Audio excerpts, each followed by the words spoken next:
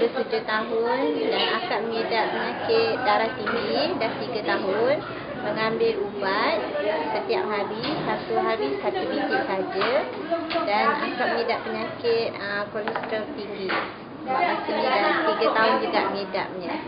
Kali untuk kolesterol akak makan licin lagi. Masih lagi ambil ubat darah tinggi.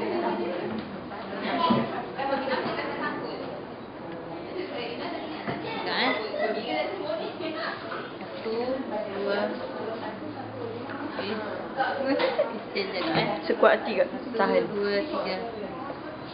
Senang nak buka. Okay. 2 minit tu.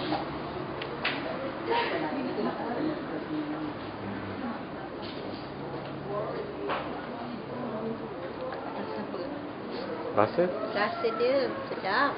Sedap sangat. Cerai benar. Okey, satu.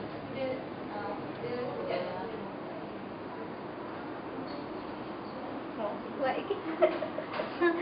Tak boleh. Tak berjaya. Okey, lepas minum tu apa Kak rasa perubahan dalam badan tu? Stamina kat asing you tak berjaya buka je. Mana kuat dari tu.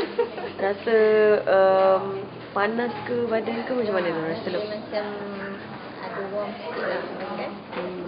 Tenaga sikit. Aliran darah tu. Aliran darah tu mungkin di tengah jalan tu.